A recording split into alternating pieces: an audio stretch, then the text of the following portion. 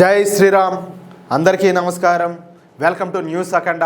నేను మీ కస్తూరి శ్రీధర్. మిత్రులారా, పశ్చిమ బెంగాల్లో యూనిఫామ్ సివిల్ కోడ్తో పాటు బలవంతపు మత మార్పిడులు, లవ్ జిహాదు, అలాగే ల్యాండ్ జిహాదీలకు వ్యతిరేకంగా కఠినమైనటువంటి చట్టాలను తీసుకురానున్నట్లు పశ్చిమ బెంగాల్ ముఖ్యమంత్రి అయినటువంటి సువేందు అధికారి గారు సంచలన ప్రకటన అయితే చేశారు. కలకత్తాలోని రవీంద్ర సదన్లో జరిగినటువంటి వందే మాతరం 150వ వార్షికోత్సవ కార్యక్రమంలో ఆయన ఈ విషయాలన్నీ కూడా వెల్లడించారు.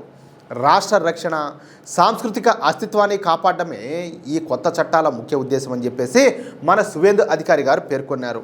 మొదటిది యూనిఫామ్ సివిల్ కోడ్. పెళ్ళి, విడాకులు, అలాగే ఆస్తి వారసత్వం వంటి వ్యక్తిగత విషయాలలో ప్రజలందరికీ కూడా సమాన చట్టాలను వర్తింపజేయడమే దీని యొక్క లక్ష్యం. ఉత్తరాఖండ్, గుజరాత్, అలాగే అస్సాం రాష్ట్రాల మోడళ్లను చూసి ఈ బిల్లును అయితే తయారు చేస్తున్నారు. దీనికోసం ఒక రిటైర్డ్ జడ్జి నేతృత్వంలో ప్రత్యేక కమిటీని కూడా ఏర్పాటు చేయనున్నారు. భారతదేశంలో ఉన్నటువంటి పౌరులందరికీ వాళ్ళ మతం, కులం, అలాగే తెగలతో ఏ మాత్రం కూడా సంబంధం లేకుండా పెళ్లి, విడాకులు, వారసత్వం, దత్తత వంటి విషయాల్లో ఒకే రకమైనటువంటి చట్టాన్ని తీసుకురావాలనేది దీని యొక్క ఉద్దేశం. ప్రస్తుతం మన దేశంలో వేరు మతాల వారికి వారి వ్యక్తిగత చట్టాలే అమల్లో అయితే ఉన్నాయి. ఇప్పుడు మన హిందువులకు ఒక విధంగా ఉండాలి, ముస్లింలకు ఒక విధంగా ఉండాలి, అట్లా ఒక్కొక్కరికి ఒక్కొక్క విధంగా ఉంటున్నాయి. కానీ ఈ యూసీసీ అమలులోకి వస్తే వీటన్నింటి స్థానంలో పశ్చిమ బెంగాల్ అంతటా కూడా ఒకే చట్టం అనేది అమలు అవుతుంది. నేను 4 పెళ్ళిళ్ళు చేసుకోవచ్చు, డజన్ మంది పిల్లలను కానొచ్చు, ఈ కథలన్నీ కుదరవు. అర్థమవుతుందా? ఏదైనా కూడా అందరికీ ఒకటే చట్టమే, అది ఏ విషయంలో అయినా కూడా. నిజానికి మన భారత రాజ్యాంగంలోని 4వ భాగంలో కలిగినటువంటి ఆదేశిక సూత్రాలలోని ఆర్టికల్ 44 ప్రకారం దేశవ్యాప్తంగా ఉన్నటువంటి పౌరులందరికీ ఒకే విధమైనటువంటి పౌర స్మృతిని తీసుకురావడానికి ప్రభుత్వం అయితే కృషి చేస్తుంది. పశ్చిమ బెంగాల్లో తీసుకొచ్చేటటువంటి ఈ యూసీసీ ద్వారా విడాకులు, భరణం, అలాగే ఆస్తి హక్కులలో అన్ని మతాల మహిళలకు పురుషులతో సమానమైనటువంటి హక్కులు అయితే కల్పిస్తారు. అలాగే మత ఆధారిత చట్టాల స్థానంలో ఒకే చట్టం రావడం వల్ల ప్రజలందరిలో కూడా సమానత్వ భావన అనేది పెరుగుతుంది. వేరు మతాలకు ఉన్నటువంటి సంక్లిష్టమైన చట్టాల స్థానంలో ఒకే రకమైన స్పష్టమైన చట్టం వస్తే న్యాయ వ్యవస్థ పైన కూడా భారం అనేది తగ్గుతుంది. అలాగే శతాబ్దాల నాటి పాత సాంప్రదాయ చట్టాలను మార్చి ప్రస్తుత ఆధునిక విలువలకు అనుగుణంగా కొత్త చట్టాలను రూపొందించడం దీని ద్వారా సాధ్యమవుతుంది అన్నమాట. ఇక రెండవది మత మార్పిడి నిరోధక చట్టం. ఈ బిల్లును కూడా పశ్చిమ బెంగాల్లో ఉన్నటువంటి బీజేపీ ప్రభుత్వం తీసుకురానున్నది. దీని ద్వారా ఆశ చూపించి లేదా బెదిరించి లేకపోతే బలవంతంగా చేసేటటువంటి మత మార్పిడులను పూర్తిగా నిషేధిస్తారు.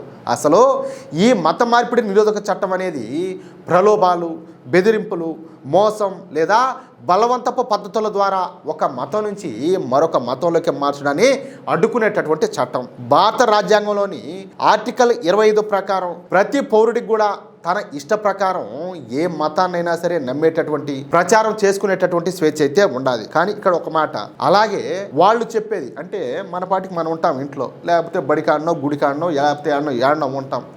వాళ్ళు వచ్చేసి మా దేవుడే గొప్పడు, మాదే గొప్ప మతం, మా దేవుడు అది చేసినాడు ఇది చేసినాడు, మీరు మా దేవుడు నమ్ముకోండి, మీ దేవుళ్ళు సైతాన్లు, రాళ్ళు, రప్పలు అది అని చెప్పి మాట్లాడినారనుకో, వాళ్ళు మాట్లాడేది నీకు నచ్చలా, నాకు మీరు చెప్పేది వినాలనిపించడం లేదు, దయచేసి మీరు వెళ్ళిపోండి అని చెప్పేసి నువ్వు చెప్పిన తర్వాత కూడా పదే వాళ్ళు గనక వచ్చి వేధిస్తే అది కేవలం మత ప్రచారం విషయం కాకుండా వేధింపులు, శాంతికి భంగం కలిగించడం వంటి ఇతర చట్టాల పరిధిలోకి వస్తుంది. అంటే వాళ్ళు చేసేది నేరం అవుతుంది. నీకు ఇష్టం ఉంటేనే వాడు వచ్చి చెప్పాలా, లేదంటే ఆ కథలన్నీ కూడా కుదరవు. అర్థమైందా? అంటే వాళ్ళ మతం గురించి వాళ్ళకి చెప్పేటటువంటి హక్కు ఉండదేమో కానీ మనల్ని బలవంత పెట్టే హక్కు మాత్రం లేదు. అంతేనా కదా? ఇకపోతే భయాందోళనకు గురి చేసి శారీరక లేదా మానసిక ఒత్తిడి తెచ్చి మతం మార్చడం, డబ్బు, ఉద్యోగం, ఉచిత చదువు లేదా దేవుడి దయ లభిస్తుందనే తప్పుడు వాగ్దానాలతో మతం మార్చడం దీని ప్రకారం నేరం. అలాగే తప్పుడు సమాచారాన్ని ఇచ్చి నిజాలను దాచిపెట్టి మతం మార్చడం, కేవలం పెళ్లి చేసుకోవాలనే ఉద్దేశంతో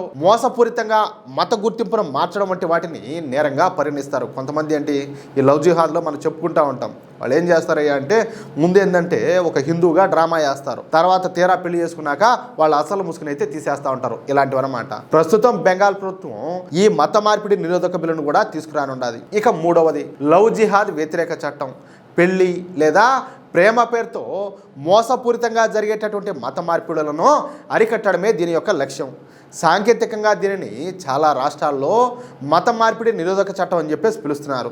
ఈ చట్టం ప్రకారం కేవలం పెళ్లి కోసమే మోసపూరితంగానో లేదా బలవంతంగానో ఒకరిని మతం మార్చడం పూర్తిగా నిషిద్ధం. ఒక వ్యక్తి తన అసలు మత గుర్తింపును దాచిపెట్టి, ఏది ఇందాక నేను చెప్పినట్టు ప్రేమ లేదా పెళ్లి పేరుతో వేరే మతానికి చెందిన మహిళలను లోబర్చుకొని ఆ పైన బలవంతంగా మతం మార్చేటటువంటి వ్యూహాన్ని అరికట్టడమే ఈ చట్టం యొక్క ముఖ్య ఉద్దేశం. ఒక వ్యక్తి తన నిజమైనటువంటి పేరును అలాగే అతని మతాన్ని దాచిపెట్టి తప్పుడు గుర్తింపుతో ప్రేమ పేరుతో ఆ అవతల వ్యక్తిని మోసం చేయడం తీవ్రమైనటువంటి నేరం. కేవలం వివాహం చేసుకోవాలనే ఏకైక ఉద్దేశంతో జరిగేటటువంటి మత మార్పిడిలో ఈ చట్టం ప్రకారం చెల్లవు. అంతేకాకుండా పెళ్లి తర్వాత సదరు మహిళను లేదా ఆమె కుటుంబాన్ని తమ మతాచారాలను పాటించాలని శారీరకంగా కానీ లేదా మానసికంగా కానీ వేధించడం తీవ్రమైనటువంటి నేరం అయితే అవుతుంది. ఈ నేరం గనక రుజువైతే 3 ఏళ్ల నుంచి 10 ఏళ్ల వరకు కఠిన జైలు శిక్ష అయితే విధిస్తారు. ఇక 4వది ల్యాండ్ జిహాద్ వ్యతిరేక చట్టం. కొంచెం జాగ్రత్త వినండి. ప్రభుత్వ లేదా ఇతరుల భూములను అక్రమంగా ఆక్రమించడాన్ని నిరోధించడం కోసం దీన్ని అయితే తీసుకొస్తున్నారు. దీనిని కొన్ని రాష్ట్రాల్లో అక్రమ భూ ఆక్రమణల నిరోధక చట్టం అని లేదా డిస్టర్బ్డ్ ఏరియాస్ యాక్ట్ అని చెప్పేసి పిలుస్తారు. ప్రభుత్వ భూములను, హిందూ దేవాలయాల ఆస్తులను లేదా ఒక నిర్దిష్ట వర్గానికి చెందిన నివాస ప్రాంతాలలోని భూములను అక్రమ పద్ధతుల్లోనూ అలాగే వ్యూహాత్మకంగా ఆక్రమించడాన్ని లేదా కొనుగోలు చేయడాన్ని నిరోధించడమే ఈ చట్టం చేసేటటువంటి పని. ఒక నిర్దిష్ట ప్రణాళిక ప్రకారం ఆ ప్రాంత జనాభా సమతుల్యతను మార్చడానికి మతపరమైనటువంటి నిర్మాణాల ద్వారా లేదా బెదిరింపుల ద్వారా భూములను చేజిక్కించుకునే ప్రయత్నాలను అరికట్టడమే ఈ చట్టం యొక్క ముఖ్య ఉద్దేశం. ప్రభుత్వ భూములు, అడవులు లేదా హిందూ దేవాలయాల భూములను అక్రమంగా ఆక్రమించి మతపరమైనటువంటి కట్టడాలు నిర్మించడాన్ని ఇది పూర్తిగా నిషేధిస్తుంది. ఒక నిర్దిష్ట వర్గం మెజార్టీగా ఉన్న ప్రాంతాల్లో ఒత్తిడి చేసి కానీ లేదా బెదిరించి కానీ ఇతరుల యొక్క ఇళ్లను, భూములను తక్కువ ధరలకు లాక్కోవడాన్ని పూర్తిగా నిషేధిస్తుంది. అలాగే అంతర్జాతీయ సరిహద్దులో ఉన్నటువంటి జిల్లాల్లో అక్రమ వలసదారులు స్థానిక భూములను కొనుగోలు చేయకుండా లేదా వాటిని ఆక్రమించకుండా కఠిన నిబంధనలన్నీ కూడా విధిస్తారు. ఈ విధంగా 1కి 4 చట్టాలను ఒకటేసారి పశ్చిమ బెంగాల్లో ఏర్పడినటువంటి బీజేపీ ప్రభుత్వం తీసుకురావడానికి గట్టిగా ప్రయత్నాలు అయితే చేస్తుంది. అసెంబ్లీలో పూర్తి స్థాయి మెజార్టీ ఉన్నందువల్ల ఈ బిల్లులన్నీ కూడా అతి త్వరలోనే చట్టాలుగా మారడం ఖాయంగా కనిపిస్తుంది. అది విషయం. కొంచెం జాగ్రత్తగా ఆలోచించండి.